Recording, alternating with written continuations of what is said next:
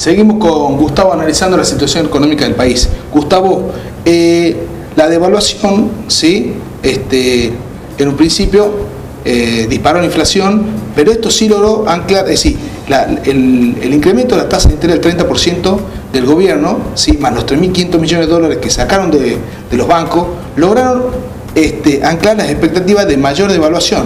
Ahora, cuanto más se acerque la inflación a la devaluación, ¿no estaremos ya en momento de hacer otra devaluación más? Ya, acá hay un poco relación en dos sentidos. La suba en el precio del dólar te presiona la suba en el precio de todos los artículos nacionales. Pero al mismo tiempo, si el gobierno pretende manejar la cotización del dólar, la suba de la inflación, o la inflación mejor dicho, te impulsa a la suba del dólar. Es una rueda. Lo que vos estás planteando es, en el fondo, que puede haber un nuevo atraso cambiario. Yo creo que sí va a ser así. El gobierno no llegó a devaluar lo suficiente para cubrir toda la brecha de atraso que había. Así que te queda un pequeño margen. Por otra parte, si se proyecta una inflación para este año 2014 del 30-35%, pues en ese porcentaje va a haber que devaluarlo al dólar. Si el Banco Central, reitero, pretende seguir con un dólar oficial que no suba mucho, no va a quedar más remedio a fin de año que otra devaluación del 30-35%, lo que sea el porcentaje de inflación. Sí es cierto de todas formas que hubo medidas que ayudaron a frenar la subida, pero no es una medida de fondo. Lo que estuvo haciendo el gobierno fue plantear secar el mercado.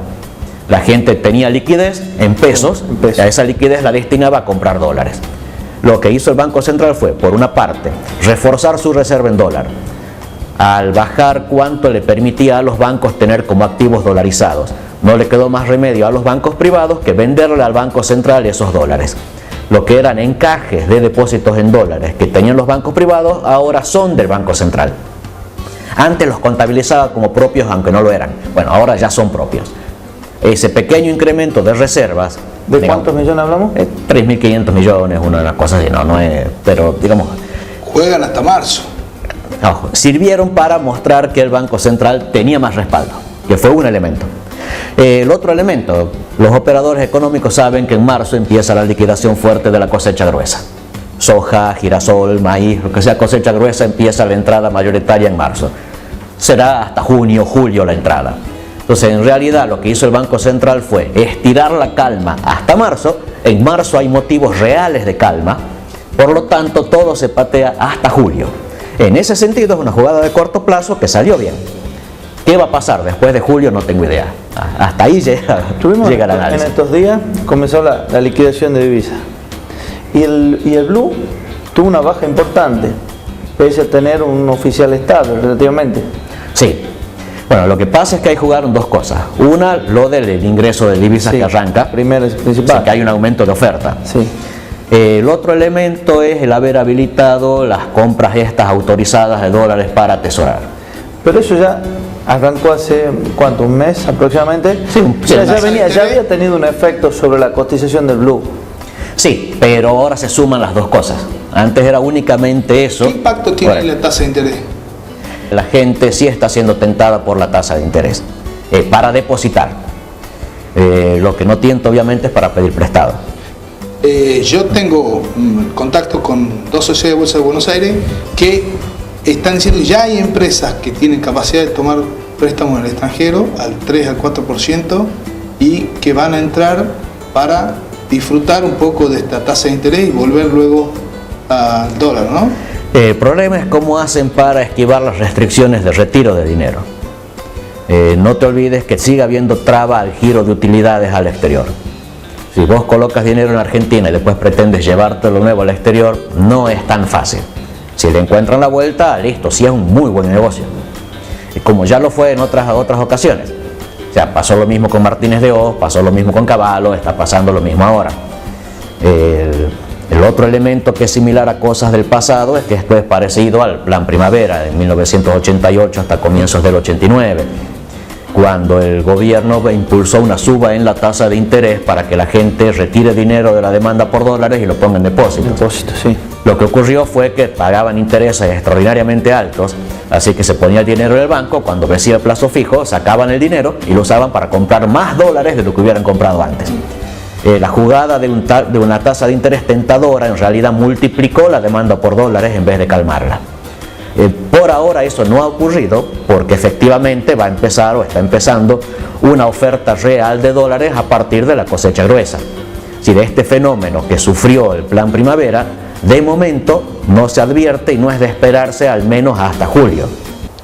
¿Qué pasa si una persona te pregunta y te dice, Gustavo, ¿pongo plazo fijo hasta diciembre? Yo no lo pondría. Ojo, es mi aversión al riesgo. Hasta julio sí. Hasta julio sí, pero es mi problema de mi aversión al riesgo. Sí. Vos querés arriesgarte mucho, tranquilo, si le pegás ganas un montón. Por ejemplo, de cuestiones de riesgo, si hubieras puesto tu dinero en acciones de empresas que integran el índice Merval de la Bolsa de Comercio de Buenos Aires y hubieras tenido una ganancia real tranquilamente de alrededor del 50%. En promedio, las acciones principales de la bolsa ganaron más del 80% el año pasado. Descontar la inflación del año pasado, hubieras tenido tranquilo una ganancia real del 50%. Pero te jugás a que las empresas anden bien y la cotización de las acciones suba. Este año a mí me parece que es medio complicado para hacer apuestas. Pero bueno, depende, reitero, de qué gusto o aversión al riesgo tenga cada uno. ¿Qué inversión harías? Si yo tuviera que poner, sigo haciendo la relativamente más sencilla para el inversionista poco sofisticado. Dólares y acciones del Merval, pero sobre todo dólares. El dólar, tarde o temprano, es una buena inversión, como mínimo es una cláusula de seguro. Si hay una crisis en Argentina, tener dólares te permite levantar la cabeza más rápido.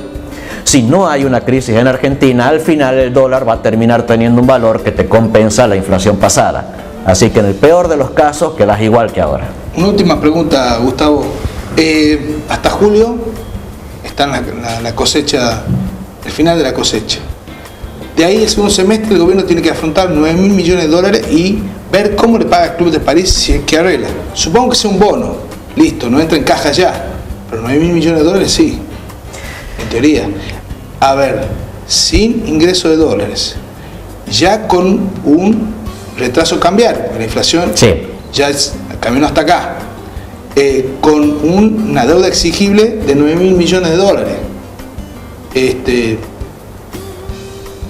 ¿Cómo pensás vos que el gobierno lo va a enfrentar? ¿Activando la maquinita o haciendo el ajuste correspondiente en el país? Puede estar apostando a otra cosa. A créditos del Fondo Monetario. Es decir, cometer la herejía dentro del discurso oficial de volver a hablar con el fondo. Sí. Pero están haciendo pasos que el fondo hubiera recomendado. Sí. El fondo hubiera recomendado subir la tasa de interés para frenar a la inflación, para sacar liquidez del mercado. El fondo te hubiera recomendado la reducción de gasto. El gobierno está planteando autorizar subas salariales menores a la tasa de inflación, que van en ese mismo camino. El fondo hubiera recomendado arreglar con el Club de París. Se está en eso. El fondo recomendó un nuevo cálculo de índices de precio al consumidor. Ya se hizo. Bueno, aparece todo encaminado como para ir a charlar con el Fondo Monetario y decirle, vean muchachos, hemos estado cumpliendo las recomendaciones de ustedes, ¿por qué no nos dan una mano? No solo el artículo 4. El artículo 4 es a esperar. De última es lo más negociable. El gobierno está tomando medidas de acción de políticas públicas que el Fondo Monetario hubiera recomendado. Lo de la revisión en los términos del artículo 4 puede ser pateable un poco más, en definitiva. Lo de la revisión del artículo 4 es simplemente la obligación de todo país miembro del fondo de que una delegación de técnicos del Fondo Monetario revise las estadísticas del país. Que eso es hace ya años que Argentina no admite que se haga. Que Evo Morales en el discurso le dijo, acá lo tengo en el artículo 4, hacer examen, ¿ah? No está haciendo las cosas mal Bolivia, está tomando préstamos internacionales a buenas tasas de interés. Cuidado. Bueno, Gustavo, gracias por haber venido. Seguramente te vamos a estar invitando nuevamente para ver cómo sigue la evolución de esto. En julio. En julio, a ver qué pasó. Yo creo que vamos a tener noticias antes. Ojalá. Vamos a un corte y ya volvemos.